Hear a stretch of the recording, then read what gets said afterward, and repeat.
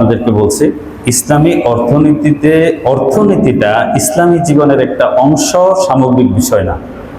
দ্বিতীয় বিষয় বলেছি অর্থনীতি ইসলামী জীবনে মূল টার্গেট বা লক্ষ্য নয়, যেমনিভাবে পুঁজিবাদী অর্থনীতিতে মূল টার্গেট বা লক্ষ্য হলো অর্থনীতি।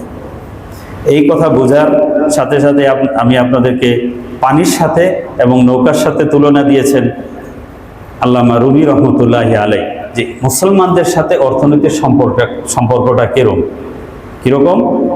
আবি আন্দার জিরে কশতি পুশতি আস্তে, আবে দার কশতি হালাকে কশতি আস্তে। পানির উপর নৌকা ভাসে, এই পানি নৌকার জন্য জরুরি, নৌকার জন্য উপকারী, আবার এই পানি যদি নৌকার ভিতরে ঢোকে নৌকার জন্য ধ্বংস। তেমনিভাবে সম্পদ আমাদের জন্য প্রয়োজন, কিন্তু সম্পদ যদি আমাদের লক্ষ্য, টার্গেট এবং ভিতরের বিষয় হয়ে যায়, তখন এই সম্পদই আমাদের জন্য অনর্থের মূল, অর্থই অনর্থের মূল, সম্পদই আমাদের জন্য ধ্বংস। এই ইসলামী অর্থনীতির বোঝার আগে বলেছিলাম যে আমরা বুঝতে হবে যে পুঁজিবাদী অর্থনীতি বা অন্যান্য অর্থনীতি বা সমগ্র অর্থনীতির মূল বিষয়গুলো কি। অর্থনীতির মূল বিষয়গুলো হলো, এক নম্বর যে প্রায়োরিটি নির্ধারণ করা, ডিটারমিনেশন অফ প্রায়োরিটিস, সম্পদের অগ্রাধিকার নির্ধারণ করা, আমাদের সীমিত সম্পদ আমি কোথায় কোথায় ব্যয় করব। দ্বিতীয় বিষয় হলো অ্যালোকেশন অফ রিসোর্স, আমার সম্পদকে আমি কোন কাজে কতটুকু ব্যয় করবো। যেটা উদাহরণ দিয়েছি আমি, যে 1000 টাকা আমার আছে, আমার প্রয়োজন খাদ্য কিনা, ঔষধ কিনা, পোশাক কিনা, আমি এখানে কোন কাজে কতটুকু বরাদ্দ দিব, কতটুকু ব্যয় করব। এবং আমার সম্পদ যখন রাষ্ট্র আহরণ করবে, আহরিত সম্পদটা আবার কোন কোন খাতে আমি ব্যয় করব। এটা অর্থনীতির একটা মূল বিষয়। সীমা আমদানি, সম্পদের ডিস্ট্রিবিউশন অফ ইনকাম। চতুর্থ বিষয় হলো তরক্কি ডেভেলপমেন্ট, ইকোনমিক ডেভেলপমেন্ট, আগামী দিনের ভবিষ্যতে রাষ্ট্র, ব্যক্তি কিভাবে আমরা আরেকটু উন্নতি করতে পারি, সেই উন্নতির চিন্তা এই আরেকটি বিষয়। এই 4টি বিষয়ের সমাধান পুঁজিবাদী অর্থনীতি দিয়েছে। কিভাবে? পুঁজিবাদী অর্থনীতিতে সমাধান দিয়েছে যে সাপ্লাই এই ডিমান্ডের উপর ছেড়ে দাও, প্রাইস মেকানিজমের মাধ্যমে সবকিছুর সমাধান হবে। কিভাবে হবে? যে জিনিসের বাজারে যোগান বাড়বে, দাম কমে যাবে, যেই জিনিসের যোগান কমে যাবে, দাম বাড়বে। এতে কি ক্ষতি কি লাভ, এই বিষয়টা পরে বলবো। আর একই ম্যানেজমেন্টটা সমাজতান্ত্রিক অর্থনীতিতে কিভাবে করা হয়েছে? সমাজতান্ত্রিক অর্থনীতিতে ব্যক্তি মালিকানাকে অস্বীকার করে তার সমস্ত মালিকানা রাষ্ট্রকে দিয়ে দেওয়া হয়েছে। সমস্ত মালিকানা কার কাছে থাকবে? রাষ্ট্রের কাছে থাকবে।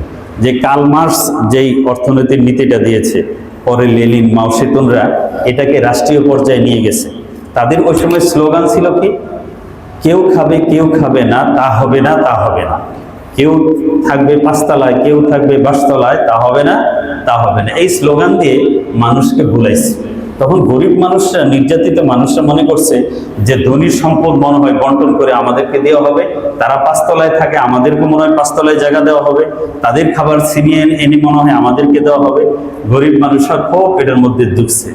লেনিন এই মতবাদটা, লেনিনের ইতিহাস বলে বোঝা যাবে সে গরিব ছিল, কেন সে এই মতবাদে আসছে সেটা ভিন্ন ইতিহাস। এইভাবে মানুষকে ভুলানো হয়েছে। ভুলে কি করা হয়েছে? বলছে ব্যক্তি কোনো মালিক থাকবে না। তো গরিবরা মনে করছে বড় লোকটা মালিক থাকবে না, আমরাও সমান মালিক হয়ে যাব। কি হবে? সবকিছুর মালিক হবে রাষ্ট্র। এখন রাষ্ট্র সবকিছু জনগণকে বরাদ্দ দিবে, ব্যক্তি মালিকানা তারা অস্বীকার করেছে। তখন ফলে দেখা গেল কি, আগে গরিবরা যখন গরিব ছিল, একটা কোম্পানি তার উপর জুলুম করলে তার প্রতিবাদ করতে পারতো, আন্দোলন করতে পারতো, দাবি করতে পারতো। এখন সেই সুযোগ বঞ্চিত হয়ে সব গেছে রাষ্ট্রের কাছে। যিনি বিচার করবেন তিনি রক্ষকই হয়ে গেছে এখন ভক্ষক। এখন আর বিচার করবে, দাবি করবে কার কাছে? নিজের কোনো মালিকানা নাই। নিজের জন্য মালিকানা নাই, তখন তার কাজে উৎসাহ নাই।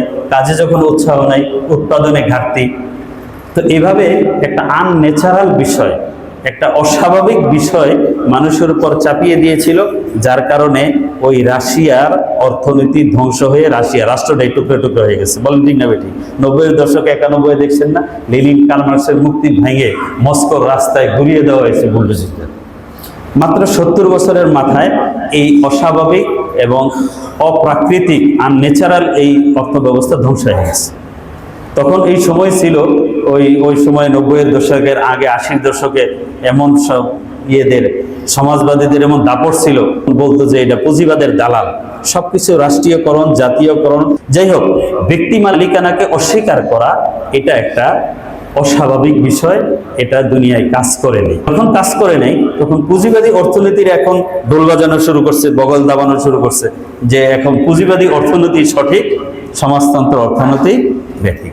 কিন্তু পুঁজিবাদী অর্থনীতির যে মানুষকে যে স্বাধীনতা দেওয়া হয়েছে, এই স্বাধীনতা অপার স্বাধীনতা, সেখানে কি ব্যক্তি মালিকানাকে প্রাধান্য দেওয়া হয়েছে। ব্যক্তি সমস্ত কিছুর মালিক, রাষ্ট্রের কোনো হস্তক্ষেপ এখানে চলবে না, এবং ব্যক্তিগত আয় এবং ব্যয়ের মধ্যে কোনো বিধিবিধান থাকবে না। হালাল হারামের কোনো বিধিবিধান নাই। যে যেভাবে কামাও, যেভাবে ধোঁকা দিতে পারো, যেভাবে পলিসি করতে পারো, যেভাবে কৌশল করে মানুষ থেকে শোষণ করতে পারো, সেভাবে শোষণ করো। পুঁজিবাদী অর্থনীতির মূল বিষয় হলো সুদ, টাকা দিয়ে টাকা কামানো, যেগুলো ইসলাম অবৈধ করেছে। টাকা দিয়ে যখন টাকা কামায় তখন অর্থনীতির প্রবাহ, বস্তুর সঞ্চালন এগুলো কমে যায়। এখন এগুলো ব্যাখ্যা করার সময় নেই, মূল বিষয়টা বলতে গেলে অল্প সময় আছে, এর মধ্যে শেষ করতে হবে। তো পুঁজিবাদী অর্থনীতির মূল বিষয় হলো ব্যক্তিগত মালিকানা, রাষ্ট্রীয় হস্তক্ষেপ থেকে মুক্ত থাকা, এবং ব্যক্তিগত লাভের যে প্রেরণা, সেলফ ইন্টারেস্ট, এই বিষয়কে স্বাধীনভাবে ছেড়ে দেওয়া হয়েছে। যেভাবে খুশি কামাও, অর্জন করো। এভাবে দেখুন বড় বড় কোম্পানিগুলো খুব মেধাবী স্পেশালিস্টগুলো রাখে। মোবাইলের মধ্যে এমন একটা মেসেজ আসছে, আপনি না বুঝে একটা ক্লিক করছেন, দেখবেন আপনার টাকা কেটে নিচ্ছে, তাই না?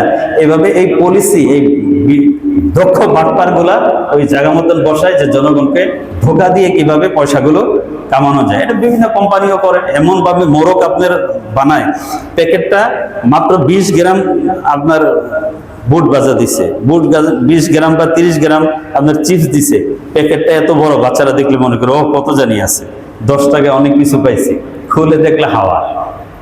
এভাবে বিভিন্ন প্রক্রিয়ায় মানুষকে ধোঁকা দিয়ে কামানোর অবারিত সুযোগ পুঁজিবাদী অর্থনীতিতে। ইসলামী অর্থনীতিতে এই সবগুলোই নিষেধ করা হয়েছে। ইসলামী অর্থনীতির 3টা বৈশিষ্ট্য। প্রথম বিষয় হলো হালাল হারামকে এখানে প্রাধান্য দিতে হবে, আল্লাহর কাছে জবাবদিহিতার বিষয়টাকে সামনে আনতে হবে, যেটা আমি একটু আগে বলছি। একচেটিয়া মনোপলি ইনকাম এটা করা যাবে না। ইসলামী অর্থনীতির আরেকটা বিষয় হলো ইথিক্যাল বিষয়, নৈতিক বিষয়।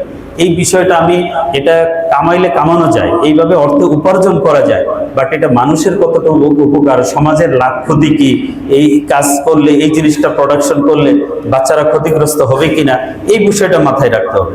বোম বাজি যেগুলো খেলাধুলা এই সেই, এগুলো মানুষের কতটুকু উপকার করে, মানুষের সমাজের বাচ্চাদের উপকার করে না। যেটা উপকার করে না এটা উৎপাদন করা যাবে না। এই নীতি নৈতিকতাটা ইসলামে আছে এবং আইনি বাধ্যবাধকতা আছে।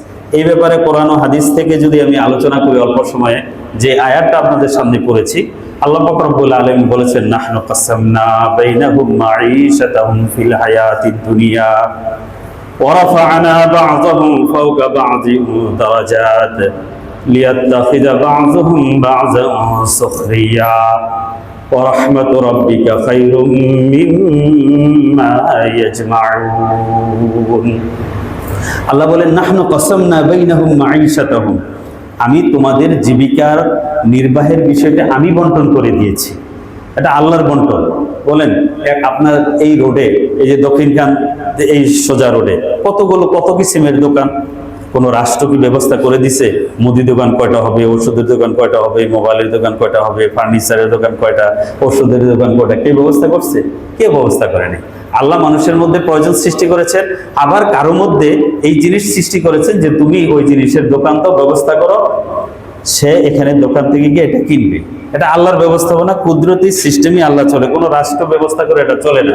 রাষ্ট্র ব্যবস্থা এটা করতে গেছিল, তারা ব্যর্থ হয়েছে, সোশ্যালিজম ব্যর্থ হয়েছে। আল্লাহ বলেছেন, এই জীবিকা নির্বাহের উপায় উপকরণ আমি সৃষ্টি করেছি।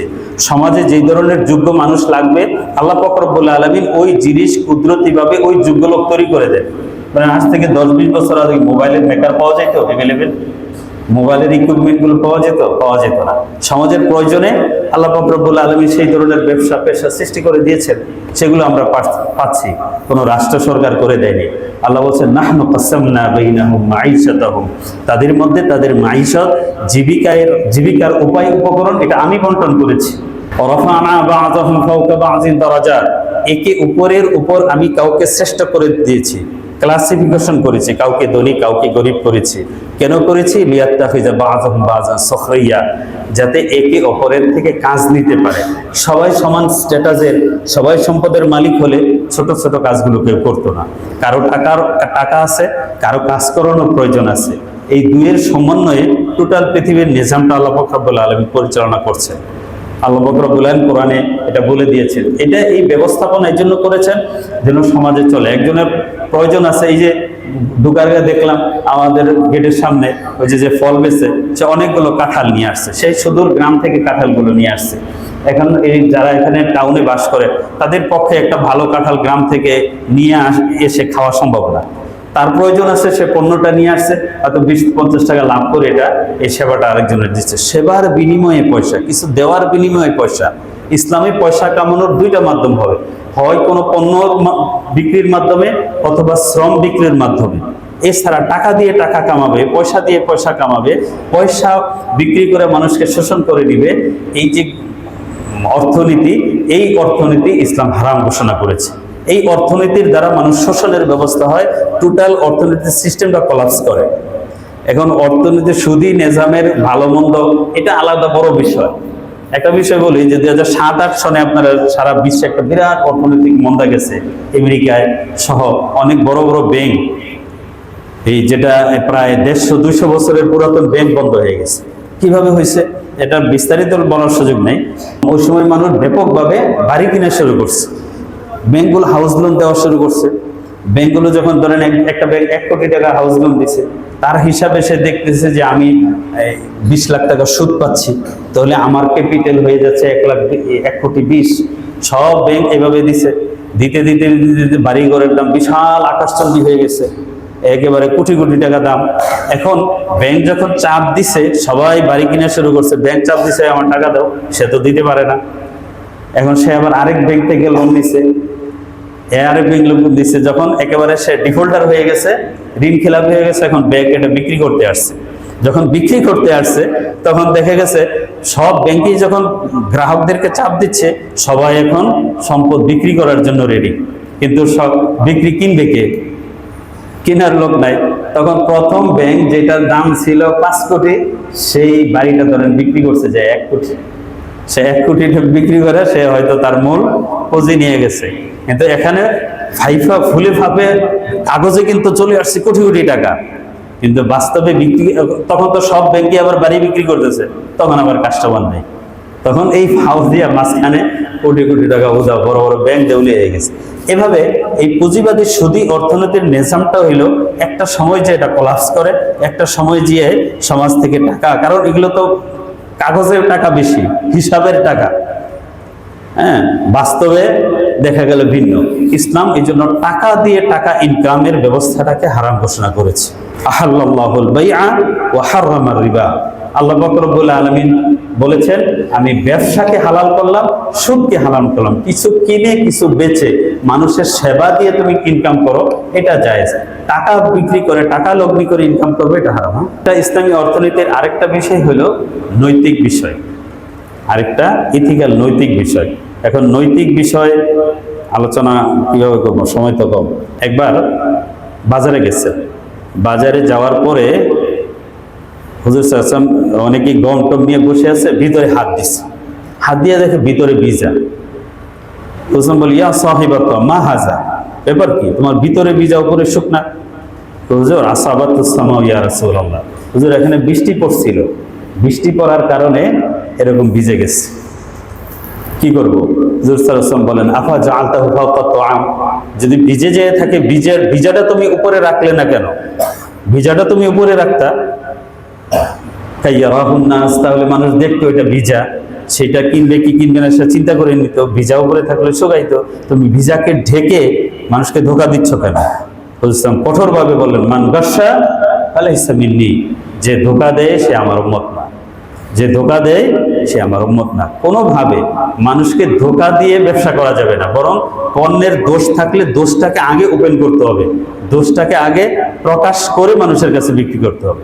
এইটি লুকাইয়া বিক্রি করা ইসলামে জায়েজ নেই। ইসলাম বলছে লা ইয়াহতাকিরু ইল্লা খাতি, যে ব্যক্তি মওজুদদারি করে সে অপরাধী, তার অপরাধ এমন অপরাধ কেউ যদি খাদ্যপণ্য 40 দিন মজুত করে রাখে দাম বৃদ্ধির উদ্দেশ্যে, এই টোটাল খাদ্যপণ্য যদি পরে সে দানও করে দেয়, তার পাপের কাফারা হবে না।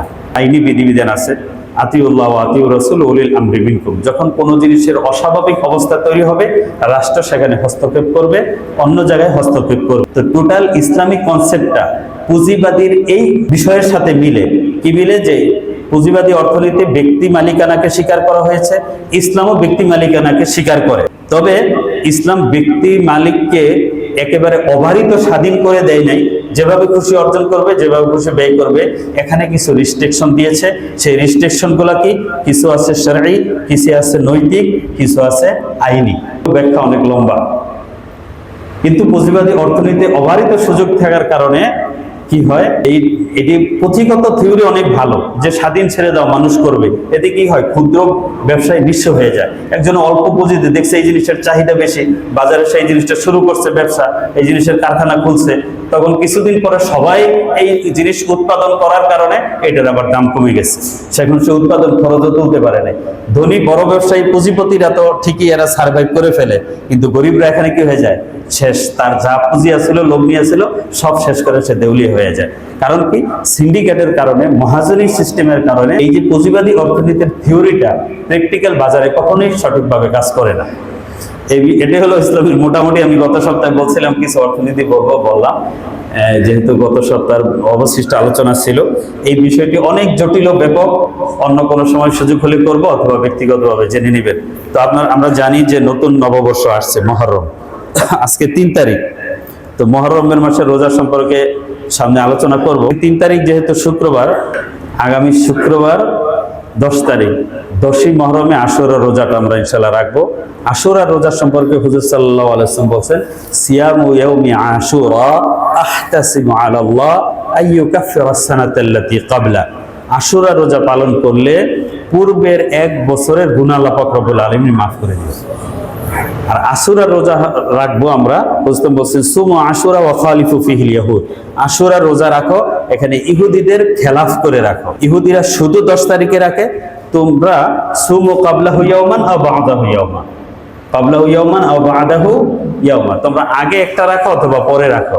তাহলে আমরা আগামী শুক্র শনি 10-11 রাখবো, অথবা 9-10 রাখবো।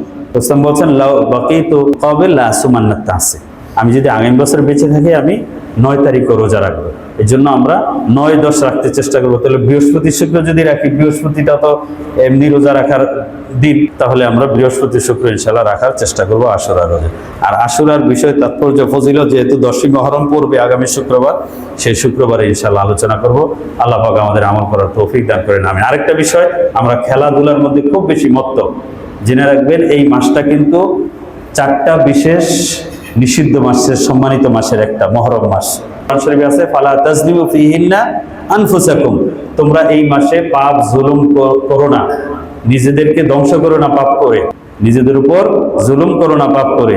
সুতরাং আমরা পাপ করার ক্ষেত্রে যেন আমরা মনে রাখি যে এটা এই মাসে পাপ অন্য মাসের পাপের চেয়ে বেশি পাপ। অতএব এই মহরম মাসটাও কিন্তু সেই মাস, জিলহজ মহরম চলছে। এজন্য আমরা লাগামহীন না চলি, নিয়ন্ত্রিত চলি। আল্লাহ বুঝার তৌফিক দান করেন, আমিন।